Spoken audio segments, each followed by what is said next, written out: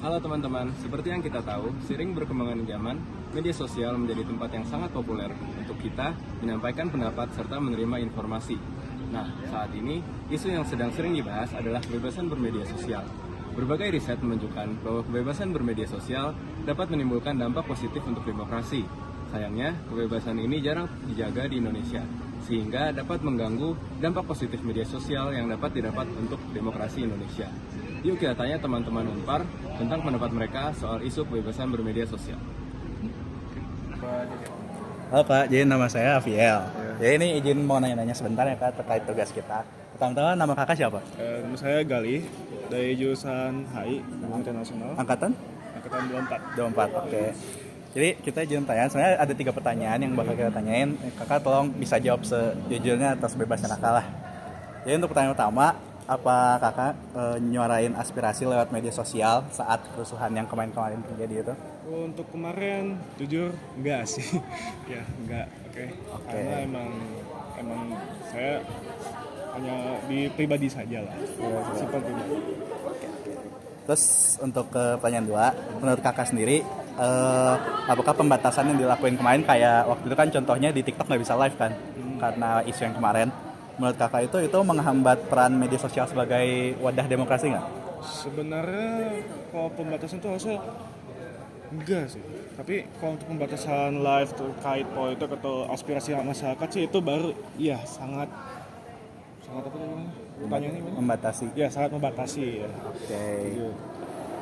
Terus untuk pertanyaan terakhir nih kak, kira-kira apa sih yang bisa dilakukan pemerintah buat ngeregulasi media sosial sekaligus melindungi hak bebas berpendapat? Hak bebas berpendapat tuh sebenarnya bebas ya, harus nggak ada halangan apapun, bebas semuanya. Regulasi terkait pembatasan itu harusnya tidak ada sama sekali untuk aspirasi masyarakat dan lain-lainnya. Ya, untuk gue sih gitu aja sih. Oke, gitu ya kak. Makasih ya kak atas jawabannya. Halo, selamat pagi, Bang. Gimana? Boleh minta waktunya sebentar nih buat tanya-tanya? Boleh. Setelah kita lihat kan kemarin ada kerusuhan nih, yang bulan-bulan kemarin. Ya. Nah, saya mau minta pendapat Anda mengenai beberapa pertanyaan. Yang pertama itu, kemarin ikut nggak sih nyuarain aspirasi lewat media sosial begitu? Enggak. Enggak ya? Enggak Kemudian tertarik yang gitu. nggak tertarik ya. Kemudian yang kedua itu kan kemarin ada pembatasan nih terkait live TikTok atau gimana. Nah itu menurut kamu bisa menghambat peran media sosial nggak sih sebagai wadah berdemokrasi gitu? Iya, karena kan banyak orang yang mengira media sosial itu dampak negatif ya. Jadi mungkin satu dampak positifnya itu kita untuk menyuarakan suara kita lewat media sosial. Tapi justru itu yang dihambat oleh pemerintah itu justru malah menghambat menurut saya. Oh, oke. Nah yang ketiga yang terakhir nih. Nah untuk membatasi atau meregulasi dan untuk meregulasi media sosial sekaligus melindungi hak bebas tadi supaya bisa berdemokrasi, itu menurut kamu apa yang harus dilakukan pemerintah nih?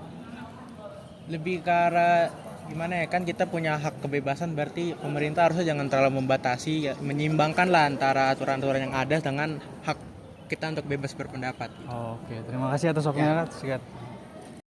Perkenalkan, aku Andre Bernando. Di sini aku akan bertanya beberapa pertanyaan. Pertama-tama, aku sama siapa dulu nih? Nama saya Muhammad Arya dari Fakultas Ilmu Sosial dan Politik. Panggilannya apa bisa? Arya.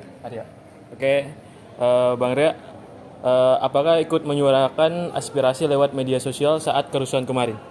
Pada saat kerusuhan kemarin sih ikut menyuarakan, cuman kayak sekedar repost di story aja, nggak secara aktif. Selanjutnya, menurut Anda apakah pembatasan yang dilakukan seperti nggak bisa live kemarin menghambat peran media sosial sebagai wadah untuk berdemokrasi? Pastinya karena seolah-olah pemerintah kayak ingin melakukan kayak penutupan akses kepada rakyat-rakyatnya, terus juga kayak seolah-olah ada yang ditutup-tutupi, jadi rakyat gak boleh tahu kalau misalnya ada apa dan lain-lain. Jadi itu menghalang. Selanjutnya, kira-kira apa yang bisa dilakukan pemerintah untuk meregulasi media sosial sekaligus melindungi hak bebas berpendapat? Menurut saya pemerintah bisa secara bebas membukalah aspirasi untuk rakyat di media sosial, dan jika ada semacam kerusuhan seperti kemarin bisa live juga tetap dibuka, karena belum tentu juga rakyat-rakyat ini bakal melangsungkan suara yang negatif gitu. Oke. Sekian, terima kasih. Oke, dari interview yang udah kita lakukan tadi, kita bisa berkesimpulan bahwa walaupun semuanya tidak secara aktif menggunakan sosial media untuk menyuarakan pendapat mereka saat demo kemarin, tetapi semua yang kami tanyakan sepakat bahwa kebebasan dalam bermedia sosial harus dijaga dan dilindungi. Pemerintah dituntut untuk menemukan jalan tengah di mana mereka bisa meregulasi media sosial untuk menghalangi terjadinya pemberian informasi yang misleading, yang salah, tetapi juga melindungi kebebasan berpendapat rakyat agar demokrasi di Indonesia bisa berjalan dengan ideal. Sekian dari kami, terima kasih.